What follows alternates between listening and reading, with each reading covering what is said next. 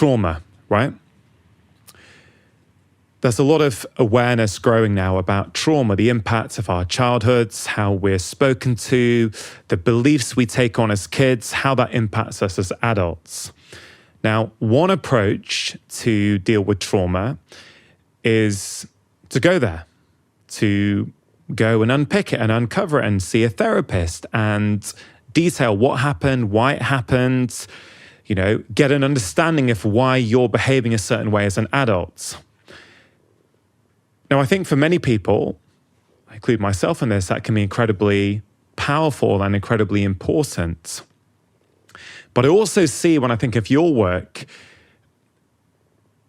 I wouldn't say it's mutually exclusive necessarily, from the outside at least, but is there a danger that we can spend too long in our trauma, processing our trauma, trying to think about it? Because effectively, a key message from your work is don't get stuck in those emotions of the past. Don't let your past define you. Think about that vision of the future. Start to feel what you want to feel in the future so you can experience it right now. But can someone go back, revisit their trauma, try and process it? Mm-hmm. And is that approach consistent with yours? Or would you say it's a better approach, or a different approach is to not spend time there, just create the new reality? Yeah, I think I'm down the middle on this, okay? I think there are many modalities that work for trauma. What I've discovered is that insight never really changes behavior. You can see that your father was overbearing or was an alcoholic, or you could see all these different things, like you could come up with the insight of all these different things.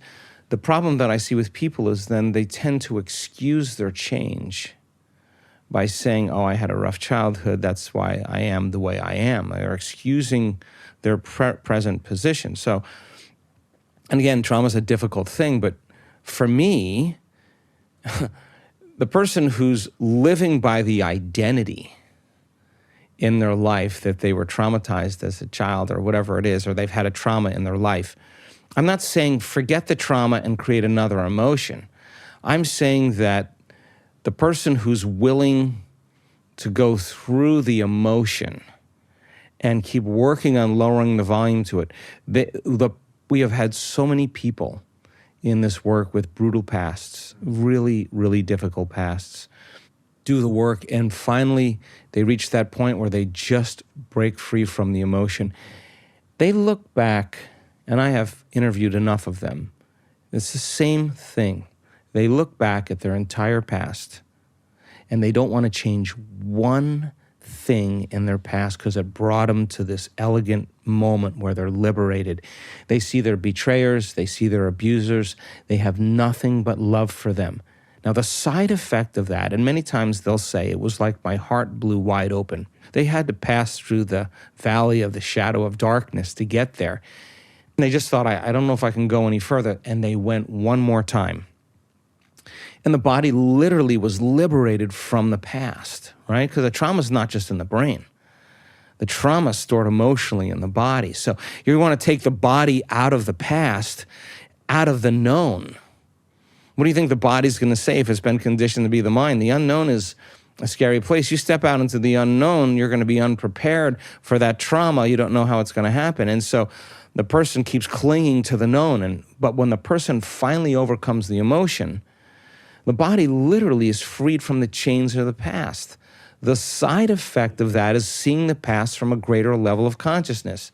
Lo and behold, there goes the suicidal tendencies, there goes the dysfunction, there goes the irritable bowel syndrome. That was because the body was still living in that past event by living by the same emotion. So the research on memory is kind of fascinating, and I've studied it enough. The way we recount the past is not the way it happened, even if you absolutely think you remember it being that way. So we don't have the same brain as we did when we were 8 years old or 12 years old or 20 years old. We have a different brain. We have a completely different brain. So the fabrication of the story for many people, they embellish the story and make it seem even worse than what it was, But what you're saying is, I changed in those moments, and from a biological standpoint, I haven't been able to change since. So let me tell you why it's been so hard for me to change. And the story becomes dramatized or embellished.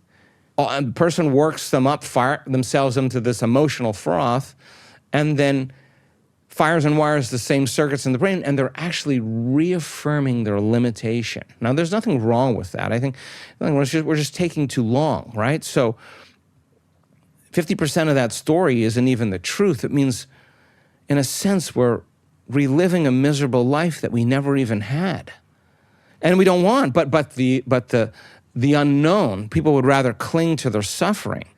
This is not a judgment. We all do this. We'd rather stay in the known than take a chance in the unknown, because those emotions of survival are saying what? Run from the unknown. The unknown is a scary place. So now the unknown, you got to come up against that moment where you're going to actually leave that behind and step into the unknown. This is not a intellectual process. This is David and Goliath. There's a battle going on where the body keeps wanting to go back to its familiar state because it's subconsciously been conditioned to be the mind, stay in the known. So then, if the person keeps revisiting the trauma from the past, I'm not certain enough that when they revisit the trauma from the past, unless they learn how to desensitize their emotional response to it, that it's going to work for them. What I learned is that if the person overcomes the emotion, the memory without the emotional charge is called wisdom. And now you no longer belong to the past. So the body gets frustrated in the meditation. Instead of taking your blindfolds off or turning the lights on and say, listen to the voice, I can't meditate, this is too much. The sincere person says, what's on the other side of I can't? What's on the other side of this emotion? Let me see if I can settle my body back down out of that emotion and recondition it to a new mind. And the act of doing that in the beginning is very tedious. And all of a sudden, the person starts getting better at it. And they're telling their body it's no longer the mind, that they're the mind. They're executing a will that's greater than that program. And just like training an animal, you stay, you're not going to die, I'm going to feed you, you can check your emails, you can check your texts, but this is my time right now. And you keep doing that with the body, keep settling it down to the present moment. It acquiesces. It surrenders to a new mind. And when that happens, we've seen this, we've measured it, there's a liberation of energy. We go from particle to wave, we go from matter to energy. That emotion is liberated from the body. And now there's energy to heal. There's energy to create a new life. It's available energy. It's free energy. Yeah. So the person goes, wow, I see it from a different level of consciousness. I have nothing but love. Or, my goodness, I'm no longer that person. And they're now free from the past. Now, the side effect of that is that there's a biological upgrade. There's a neurological upgrade. There's a chemical upgrade. There's a genetic modification that's taking place. Why? You think the same way, you make the same choices, you do the same things, you create the same experiences, you feel the same emotions. Your biology will stay the same because you're the same. Now the person's thinking differently, they're making different choices, they're doing different things, they're behaving in different ways, they're having new experiences, and they're certainly feeling different emotions. The body reorganizes to a new chemistry. And they'll tell you, I'm not that person any longer. I'm literally not that person. And their betrayers, even if they're family members, they have forgiveness for them. And what is forgiveness? You take your attention off the emotion. You overcome the emotion. You don't pay attention to the person or the problem. Now you're free. You free yourself and you free them. And what if someone says to you, Dr. Joe, look, I get what you're saying, but my ex-husband cheated on me, right? They shouldn't have done it. I cannot forgive them for what they did. And the reason I'm asking is because this is exactly what happened with one of my patients. Because this often happens. So I talk a lot about forgiveness. And a lot of people push back. They go, yeah, I want to, but you don't know what happened to me. This was really, really bad. It's like, this cannot be forgiven. What would you say to that person? I'd say to them, I want you to think about something in your life that you've done that you would like forgiveness for, that you don't feel good about. And forgive that person in the way that you would want to be forgiven, and you would be forgiven yourself. I mean, we've all had indiscretions. Nobody's perfect. So that person that is in that state is still in the emotional state. The problem with that is that no new information can enter the nervous system that is not equal to the emotion the person experiencing because it's not relevant.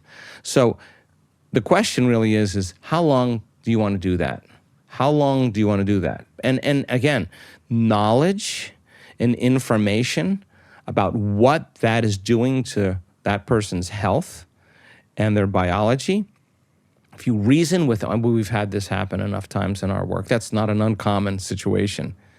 When the person finally takes their attention off that and puts it on something else, they notice that they feel differently. Yeah. If they can, you can't just tell a person to forgive, because it's kind of an etherical thing. It's a subjective process, right? Yeah. So we've seen this. Our oxytocin levels in a lot of our participants go up 200 times, right? That's a lot of love. Oxytocin signals nitric oxide. Nitric oxide signals another chemical that literally causes the arteries in your heart and lungs to actually expand. There's more energy. There's more blood going into your heart. Okay.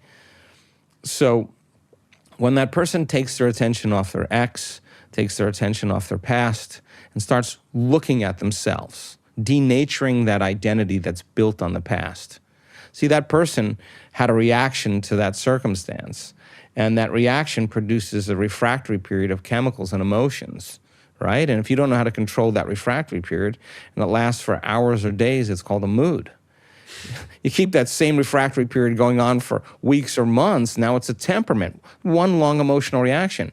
You keep that refractory period going on for years on end, that's a personality trait. And most people's personalities are defined by, I am this way because my husband cheated on me. What you're really saying is, you haven't changed in 10 years, and you're giving your vital life force to that person. Who is worth 10 years of your life? Yeah. Who's worth it? So then, the stronger the emotion we feel, the more we pay attention to the cause.